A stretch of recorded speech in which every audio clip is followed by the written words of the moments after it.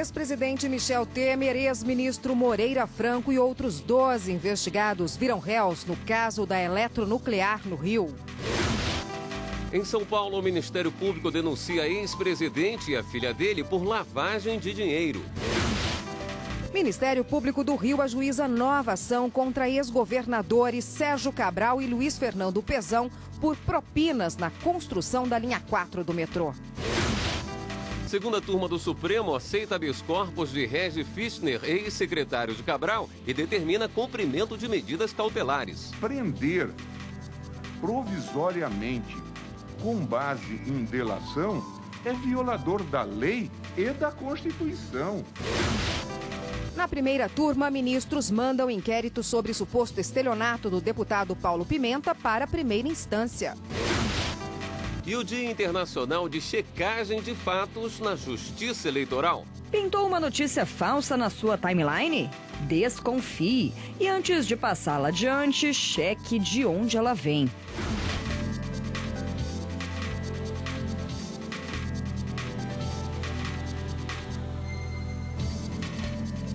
Olá, boa noite. Boa noite. O maioria, segunda turma do STF, libertou hoje Regis Fichtner, ex-secretário de Sérgio Cabral. Acusado de receber propinas durante o governo do ex-governador, ele terá que cumprir medidas cautelares. A repórter Carla Lucena, acompanhou e ao vivo tem os detalhes da sessão pra gente. Boa noite, Carla. Olá, Érica. Boa noite para você, boa noite a todos que nos acompanham. E olha só, o placar neste caso envolvendo o ex-secretário estadual do Rio de Janeiro, Regis Fichtner, foi de 3-2. Os ministros Gilmar Mendes, Ricardo Lewandowski e o decano Celso de Mello consideraram neste caso que não há motivos para manter Fichtner preso. E olha só, ele é alvo de investigações da Operação Lava Jato e foi acusado pelo Ministério Público dos crimes de lavagem de dinheiro, organização criminosa e também corrupção. Fichtner chegou a ser preso em novembro de 2017, mas logo foi libertado. Em fevereiro deste ano, ele foi novamente preso, agora por uma decisão do juiz federal Marcelo Bretas. Na decisão que determinou aí a prisão de Fichtner, o juiz federal alegou que ele estaria ocultando o patrimônio e ainda pelo fato dele ser procurador do Estado, poderia atrapalhar e até mesmo encerrar as investigações contra ele, mesmo já tendo sido afastado desse cargo.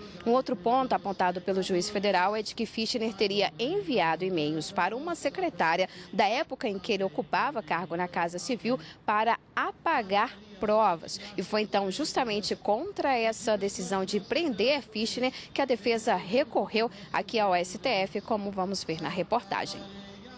O advogado de Regis Fichtner disse no STF que a prisão dele é abusiva.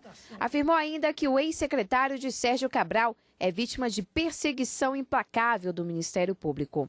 A mídia articulada, neste caso, claramente articulada com os acusadores. Então, me dirijo, senhor presidente, me dirijo, senhor relator, me dirijo à Corte Suprema, como a esperança de que essa prisão foi mal pedida. Por outro lado, a subprocuradora-geral da República apontou que há provas que indicam que o acusado teria recebido 5 milhões de reais em propina, além de ter um papel importante na organização criminosa liderada pelo ex-governador do Rio. Vários fatos de que ele integra realmente essa organização criminosa, atuou efetivamente em prol dessa organização criminosa, atuou no sentido de viabilizar o recebimento de dinheiro pela organização de Sérgio Cabral. O grupo de Sérgio Cabral cobrava propina no percentual de 5% do valor dos contratos. É uma organização criminosa ousada, atrevida na sua atuação. O relator, ministro Gilmar Mendes, votou para libertar Regis Fichtner. Justificou que não há motivos para manter o ex-secretário preso. Determinou ainda medidas cautelares, como ele está proibido de deixar o país, não pode falar com outros investigados e deve comparecer à justiça. Prender provisoriamente com base em delação é violador da lei e da Constituição. Há limites. É preciso respeitar, sobretudo, como eu disse, doutora Carla, os fatos. Os fatos. Não se pode mentir num pedido de prisão preventiva. Isto é um vilipêndio à instituição do Ministério Público, que eu tive a honra de integrar. Não se pode mentir. Os ministros Edson Fachin e Carmen Lúcia afirmaram que uma súmula da Corte não permite o julgamento do habeas corpus de Fichtner. Ao indeferir a liminar, o desembargador federal Paulo Espírito Santo assentou que estão presentes indícios robustos acerca da participação do paciente em atos ilícitos. Estes dados que foram acrescentados pelo Ministério Público, que estão de acordo com a jurisprudência do Supremo, no sentido de que a participação no evento que pode ser considerado como de organização criminosa, levaria realmente a considerar a gravidade suficiente para a comprovação de aplicação da legislação. Mas os ministros Celso de Mello e Ricardo Lewandowski seguiram o relator. Ressaltaram que não se pode usar a prisão preventiva como punição antecipada de alguém que ainda não foi condenado.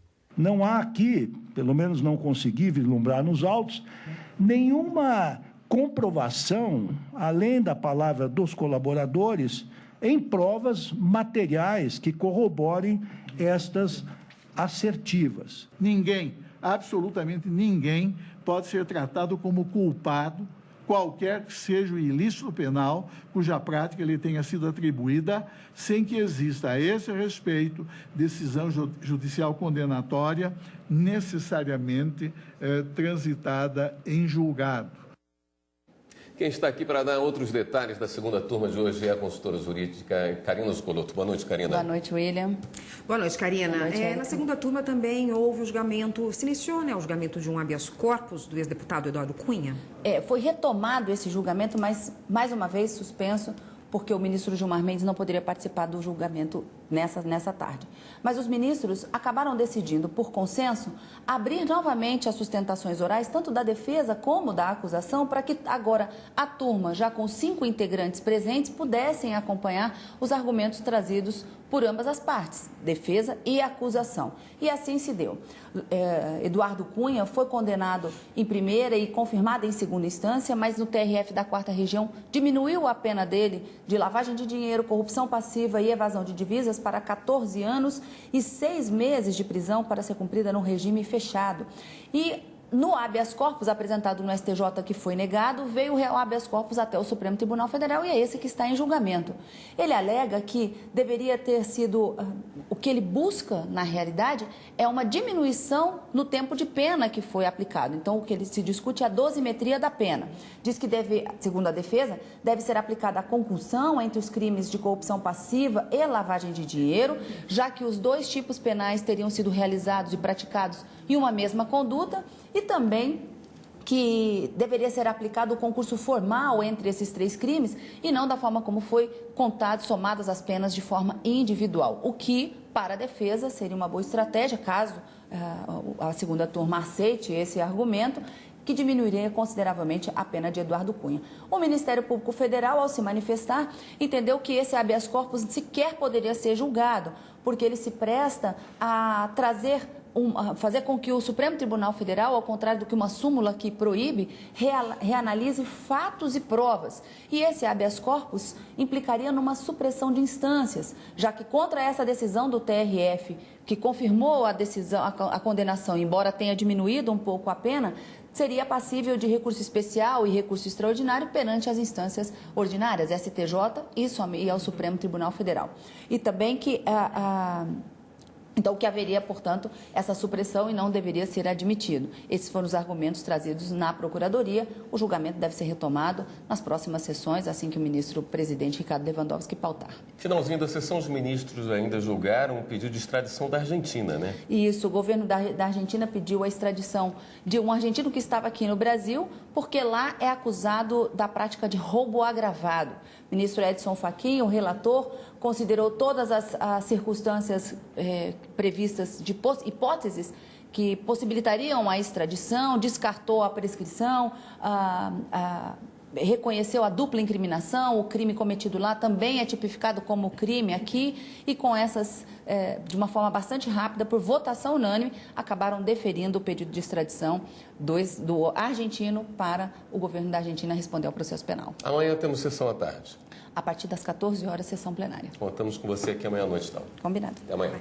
Primeira turma do STF determina que inquérito contra o deputado federal Paulo Pimenta, do Partido dos Trabalhadores do Rio Grande do Sul, seja enviado à primeira instância. Ele responde por crime de estelionato. A decisão foi por unanimidade. Os ministros julgaram que o caso é de competência da primeira instância, porque o suposto crime não foi cometido durante exercício da função de parlamentar. A turma também entendeu que o arquivamento do inquérito só pode ser analisado diante do andamento das investigações. O deputado federal Paulo Pimenta responde por suposto crime de estelionato. O inquérito foi aberto depois de indícios de que Paulo Pimenta, na condição de empresário, participava de esquema para falsificar laudo de certificação de grãos. O inquérito foi enviado ao STF em 2012 e agora volta para a competência da primeira vara federal de Uruguaiana, no Rio Grande do Sul. Os ministros julgaram ainda pedido de liberdade de uma mulher que foi presa em flagrante no Rio de Janeiro por tráfico de drogas. A defesa pediu para suspender decisão do STJ, que determinou o início da execução provisória da pena com base em jurisprudência do STF. O relator, ministro Marco Aurélio, votou para a concessão de liberdade, já que o tema ainda não foi pacificado pela Corte. Considerado esse bem maior que a liberdade, da execução provisória, que todos nós sabemos, pressupõe a possibilidade de retorno à situação anterior, uma vez reformada a decisão que a ensejou, e ninguém devolve a liberdade perdida pelo cidadão. Mas os demais ministros divergiram e não conheceram o habeas corpus por não ser a via adequada para pedido de recurso substitutivo. Eu entendo que a hipótese é de habeas corpus substitutivo de agravo regimental, portanto a hipótese é de não conhecimento, e entendendo, ademais, de não conceder a ordem de ofício, porque acho que já houve 2 instâncias de julgamento e assim deve prevalecer. Além de muito combativo com o uso promíscuo do habeas corpus supremo, eu sou ostensivamente favorável à semelhança do que ocorre no mundo inteiro à prisão em segunda instância. Sorte que, respeitosamente, pedindo vênia as opiniões em contrário, eu, na questão de fundo, não vejo teratologia. O Ministério Público do Rio entrou com mais uma ação na Justiça contra os ex-governadores do Rio, Sérgio Cabral e Luiz Fernando Pezão, por aditivo das obras da linha 4 do metrô em troca de propinas. Os promotores pedem a condenação por improbidade administrativa e a indisponibilidade de mais de 300 milhões de reais. Segundo a denúncia, o ex-governador Cabral atuou como arrecadador de dinheiro para a campanha de Pezão em 2014. Naquela época, Pezão era vice-governador e acumulava o cargo de secretário estadual de obras. A denúncia diz ainda que Cabral solicitava essas contribuições com prévio conhecimento e anuência do vice. A entrega de dinheiro, segundo os promotores, poderia ocorrer no Brasil ou no exterior por meio de transações por empresas offshore. E no próximo bloco, Dia Internacional da Checagem de Fatos. É um exercício mesmo de cidadania, é uma responsabilidade pessoal de cada um verificar fatos.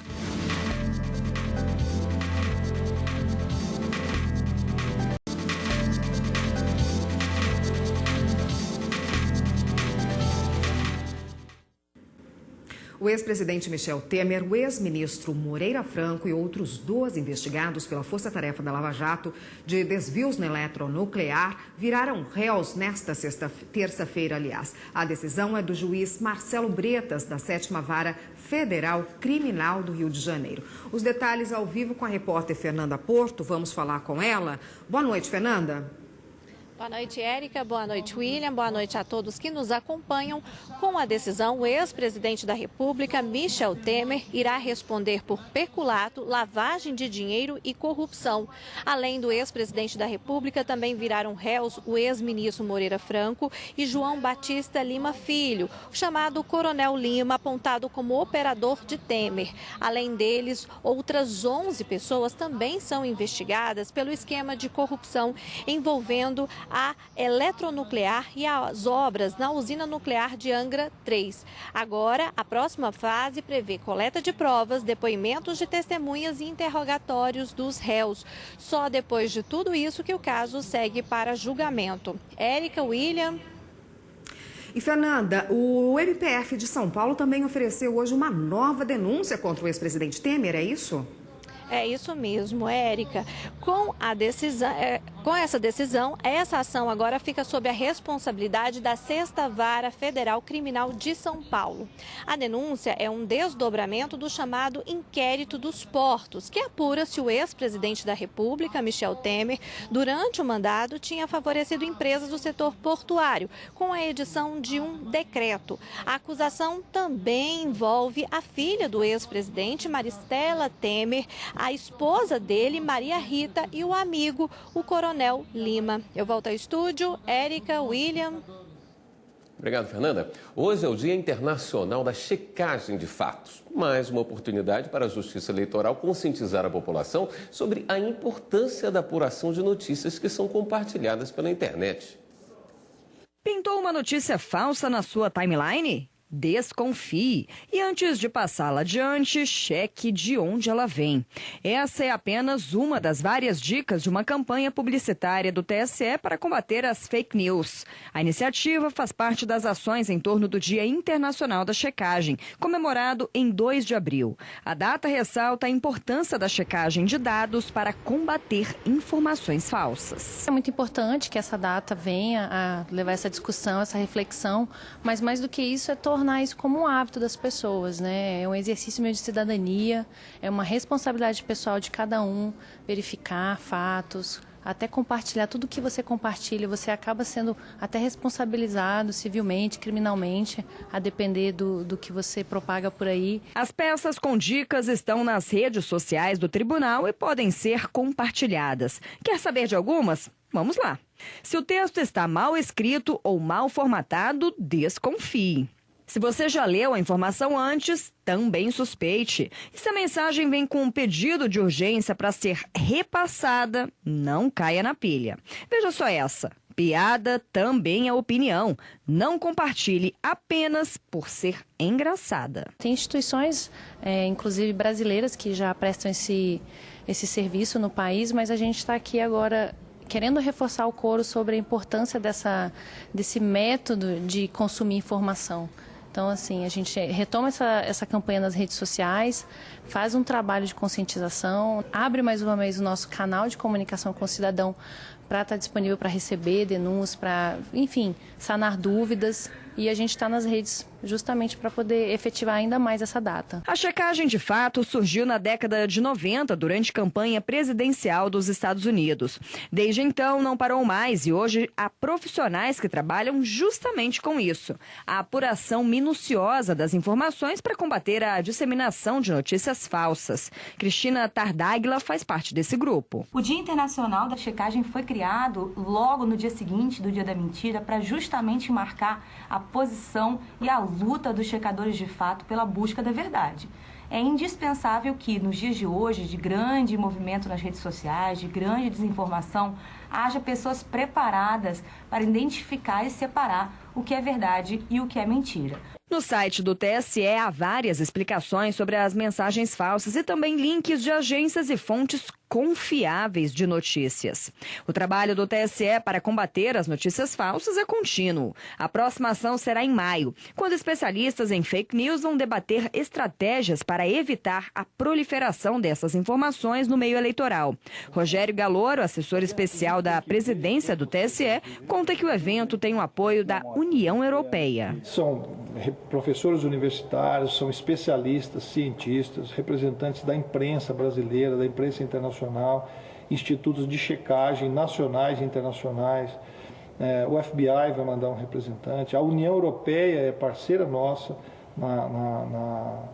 na elaboração desse seminário, enfim, representantes da União Europeia também, o México, a OEA, todos eles vão encaminhar representantes para enriquecer o nosso seminário e nos ajudar a aumentar o conhecimento e as informações nessa área.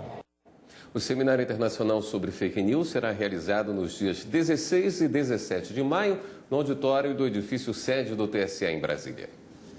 E você vai ver a seguir no Jornal da Justiça. Hotéis que oferecem diária com período inferior a 24 horas não são obrigados a ressarcir os clientes.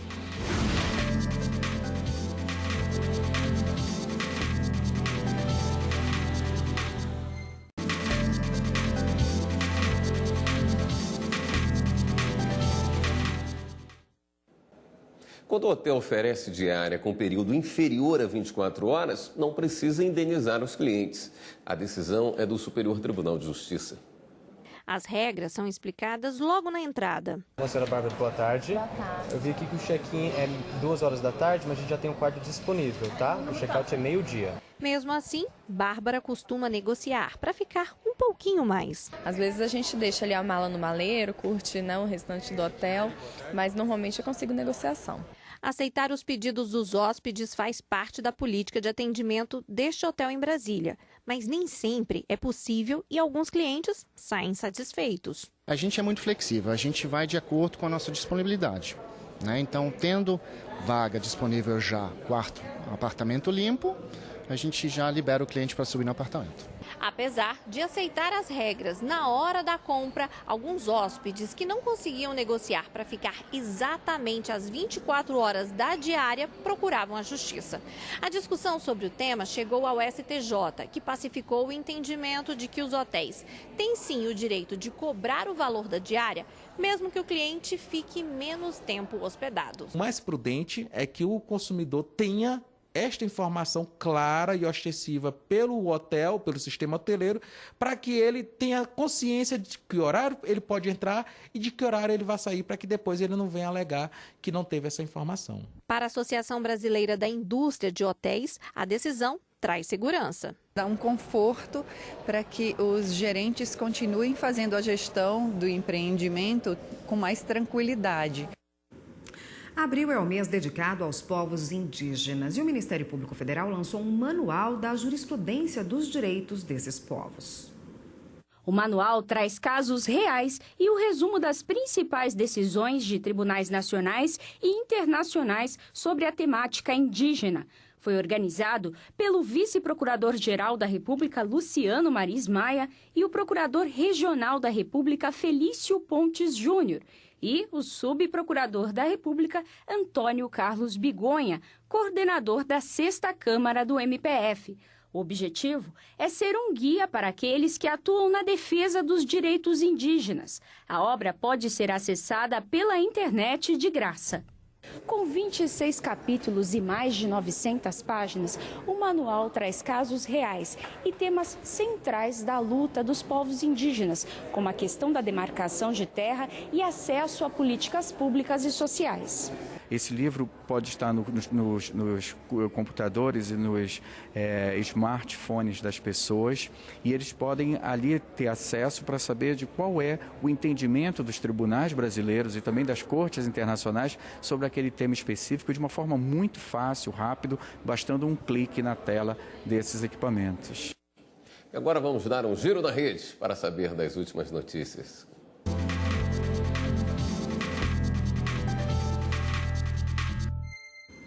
Vamos então à redação do Jornal da Justiça falar com o repórter Diego Sombra, que tem hoje as novidades para a gente. Boa noite, Diego. Oi, Érica, William, boa noite para vocês e para todos que acompanham a TV Justiça. Olha, a gente começa o giro com a notícia de que o Ministério Público de Minas Gerais denunciou 19 pessoas acusadas de integrar uma organização criminosa. Elas teriam praticado crimes como tráfico de drogas, associação para o tráfico e lavagem de dinheiro nas cidades de Ubá e Visconde do Rio Branco. De acordo com o GAECO, o Grupo de Atuação Especial de Combate ao Crime Organizado, se condenados, os acusados podem pegar mais de 60 anos de prisão. O MP já pediu a prisão preventiva de todos os suspeitos e ainda investiga a participação de outras pessoas nos crimes. Agora, mudando de assunto, o Tribunal Regional Federal da 4ª Região decidiu, por maioria, manter as condenações de 7 réus da Operação Lava Jato. Eles são envolvidos na contratação irregular para a contratação de operação dos navios sonda Petrobras 10.000 e Vitória 10.000. Os operadores Jorge Antônio da Silva Luz e Bruno Gonçalves Luz e os executivos do Grupo Chaim, Fernando Chaim e Milton Chaim, tiveram as penas reduzidas. Já os ex-gerentes da Petrobras, Demarco Jorge Epifânio e Luiz Carlos Moreira da Silva, tiveram as penas agravadas. Os ex-funcionários da Petrobras, Agostinho de Mônaco de Carvalho, foi absolvido por insuficiência de provas.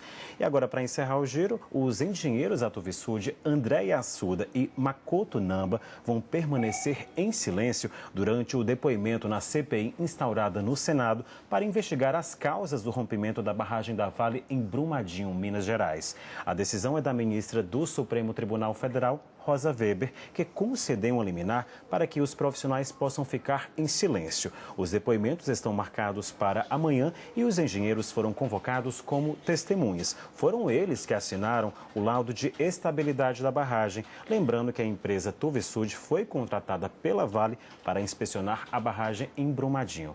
E se você quiser rever alguma reportagem do jornal, basta acessar o nosso canal no YouTube, TV Justiça Oficial. Érica William com vocês. Obrigado, Diego. Esta edição do Jornal da Justiça fica por aqui. Uma boa noite para você. Continue com a programação da TV Justiça e a gente se vê amanhã. Até lá.